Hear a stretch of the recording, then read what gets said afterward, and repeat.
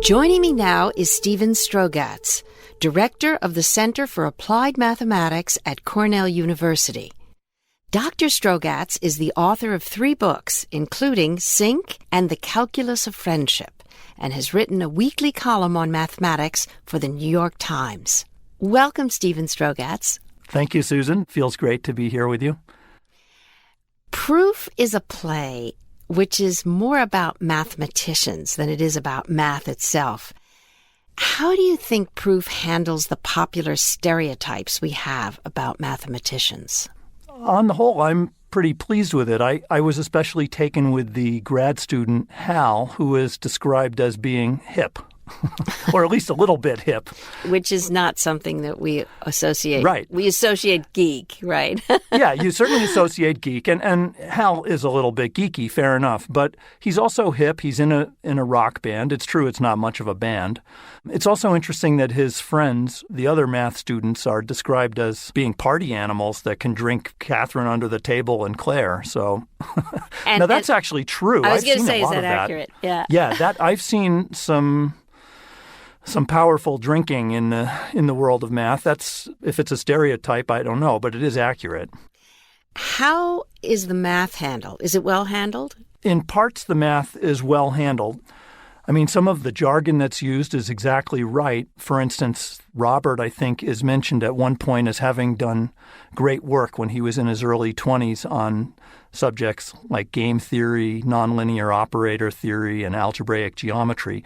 Those are all correct names of disciplines in math, and those are actually areas where John Nash, the hero of A Beautiful Mind, did some of his best work. So I sort of think that Robert is modeled after Professor Nash. In the play, Hal refers to the field of mathematics as a young man's game. What does he mean by that, and where did that idea originate? The idea seems to be that among people at the highest level in math, the people who go on to be the greatest luminaries of all time in math, it is true that many of them did their best work before they were 30, certainly, and in many cases even before they were 25. For instance, Isaac Newton, who is often thought of as one of the 2 or 3 greatest ever, did his best work when he was 24. It's the plague year 1666. He was born on Christmas Day, 1642. So he was only 24 years old at that point. Another one in the same league would be Carl Friedrich Gauss, who did marvelous work actually as a teenager and then into his early 20s. So among the very, very best of all time, it is true that they typically did their best work at quite a young age. On the other hand, I don't spend much time worrying about it. You know, I turned 50 last summer, and I think so few of us are going to be in that league anyway, that the real question is, for a practicing mathematician, is the same true as it would be for one of these all-time great mathematicians? And I don't think it is particularly true. I see people doing very nice work in their 30s and 40s. And 50s? Oh, yeah, well, let's hope. But the one thought I'm having here is that, you know, especially in the modern era where parents, well, I'm thinking really men, share a bit more of the child rearing than they used to, it's pretty hard to find the time, hours and hours of uninterrupted time, to think about a math problem. You know, I mean, I think that's part of why people do well when they're in their teens or early 20s. There's not many other demands being made on them.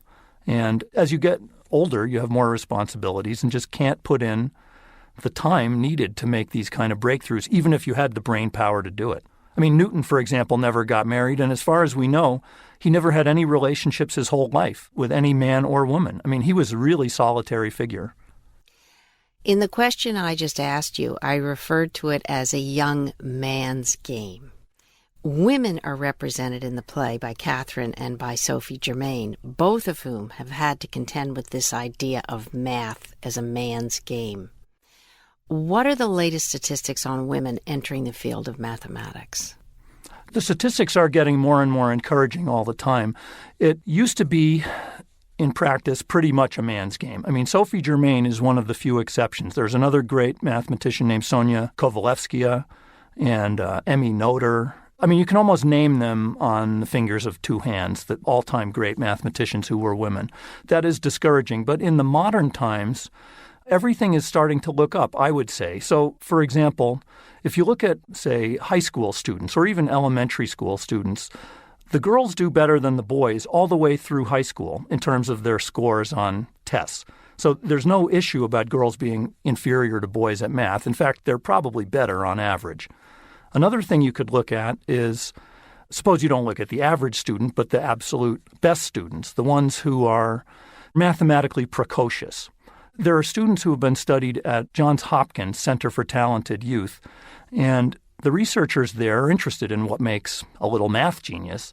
And they find that, if you look at kids who are only 13 years old, but who are taking the SATs, now remember, those are aptitude tests for someone applying to college. If you have a 13-year-old take the SAT in math, and if they get over a 700, where remember 800 is the maximum score, that child of 13 is said to be mathematically precocious. They're getting over 700 at age 13.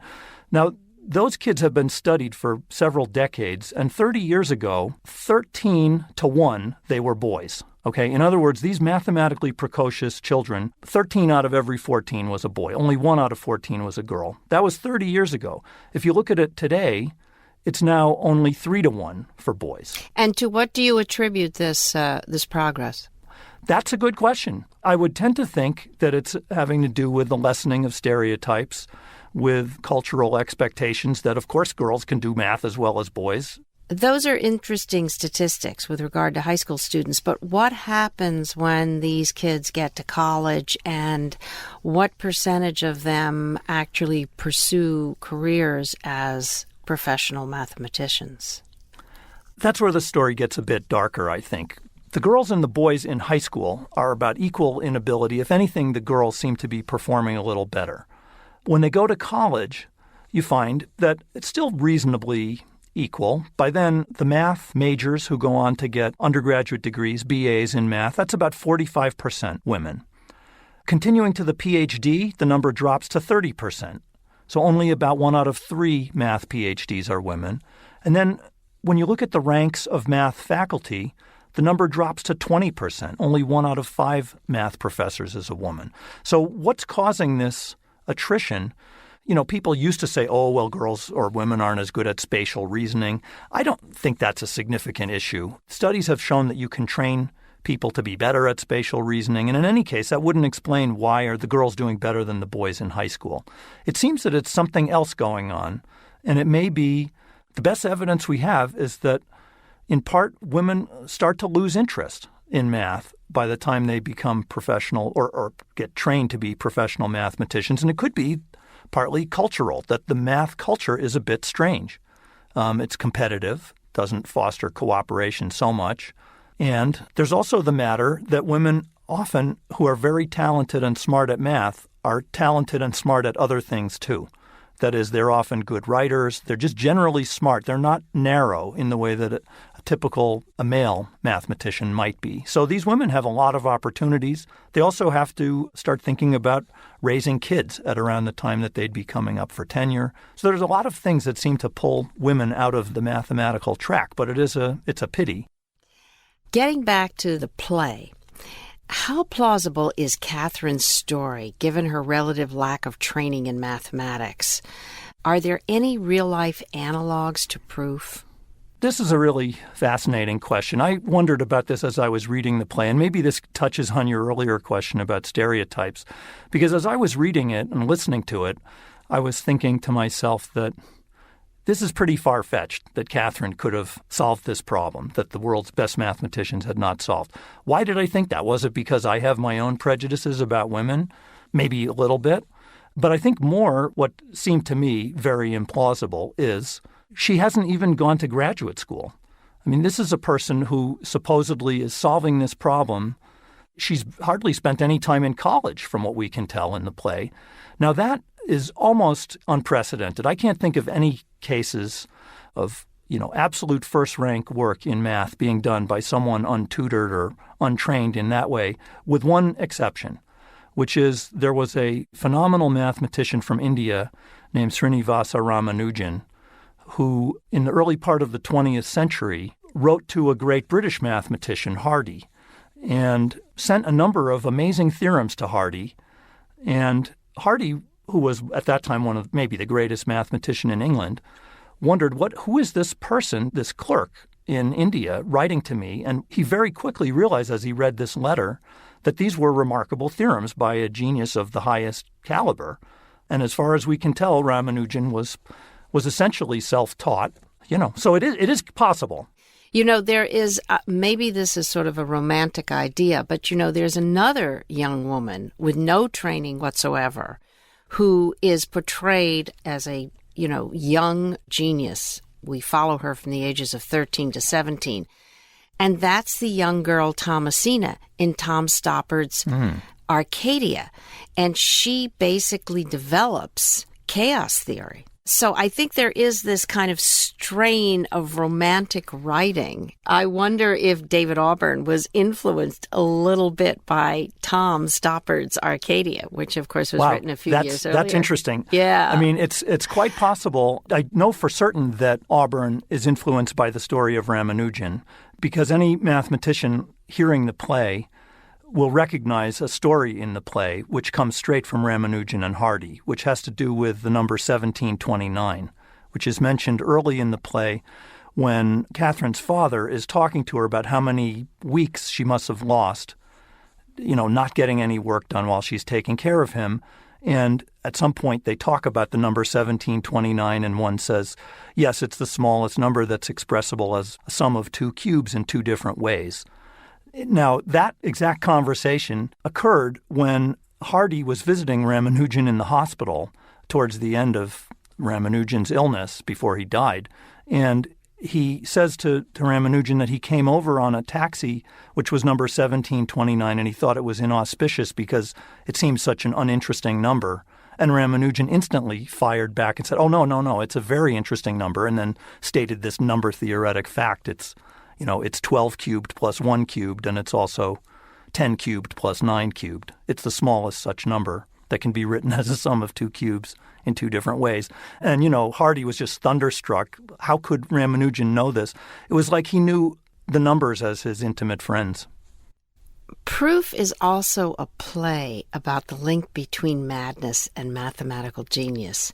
At one point, Hal actually says, mathematicians are insane. Why do you think this is such a popular idea? Yeah, that line about mathematicians being insane is spoken, I think, at around the time of the drinking scene. But yeah, taking the question seriously or the comment seriously, there are plenty of cases, a disturbing number of cases of mathematicians who have had pronounced mental illness. So I mentioned John Nash in A Beautiful Mind, where we see, and he, as it seems pretty clear, is the model for Robert's character, had schizophrenia from the time he was in his early 20s, and at that time he had done magnificent work of the caliber that Robert is said to have done in the play. And he, suffered through that for much of his adult life before having an amazing remission and then winning the Nobel Prize. In addition to Nash, there are many, many examples. There was the great Georg Cantor, who invented set theory, who thought he could talk to God and, studied the problems of the infinite. There was Kurt Gödel, probably the greatest logician of the 20th century, who also was paranoid and, was convinced that people were trying to poison him. And the truth is that there are many mathematicians who have had mental illness, and there is a selection bias for people with this constellation of gifts and deficits to become mathematicians. Early in the play, Catherine's father, Robert, talks about finding complex and tantalizing messages in his everyday life.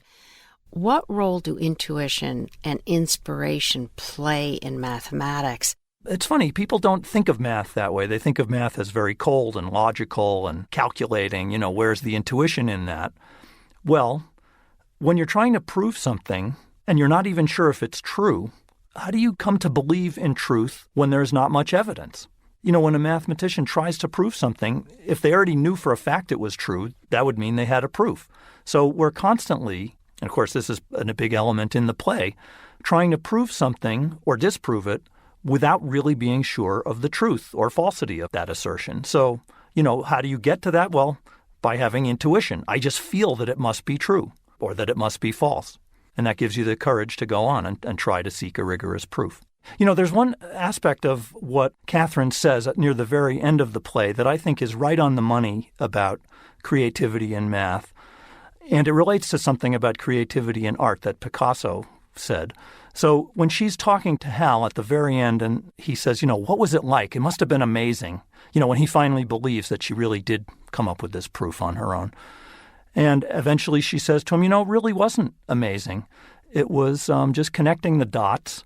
And sometimes I couldn't really see how to get from one dot to the next, but I just kind of kept thinking about it and patching things together. And the proof is lumpy. I think she says it's lumpy. It's not elegant. I don't really think what I've done is that great. And that, to me, seems very true of breakthrough work in either art or science, that the first discovery or the first proof, the person doing a new kind of art, a new genre, it often is ugly at first, or it looks ugly because it's so alien. And Picasso has some statement about that that the creative act at first is ugly. It's only later that it gets prettied up by the disciples. But the initial work is such a struggle that you don't expect the very first creation of anything to be beautiful. It's going to be lumpy. Catherine describes what she did as not being elegant. And Hal makes an assertion in the play that the best math is elegant. Well, that's right. Elegance is our highest standard of beauty in math. It has a particular meaning. When we speak of a proof as being elegant, or a proof can also fail to be elegant. I mean, it's not a matter of true or not true. It's a matter of insight. That is, a proof that's elegant hits you in a different place from a proof that is merely correct and convincing. Elegant means that you can feel it in every part of your being. You now see why the result is true. It gives insight. It gives you an understanding of the essence of what's behind this fact. It gives you a eureka moment, an aha experience. Whereas, people who have played with puzzles of any kind, they don't have to be deep mathematics. You sometimes know, like with, say, logic puzzles that we may have all played with as kids, that when you look at something the right way, you suddenly get it. And then it's satisfying. It's pleasurable. It's joyful that, that's why that's true. That's what we mean by an elegant argument. Whereas a brute force argument, you're compelled to believe the answer, but it's been such a clunky ride to get to it. That's not satisfying, and no mathematician wants a proof that looks like that. Well, this has been just a very interesting conversation. Dr. Strogatz, thank you so much for speaking with us. Thanks very much, Susan. I've been speaking with Stephen Strogatz, the Jacob Gould Sherman Professor of Applied Mathematics at Cornell University.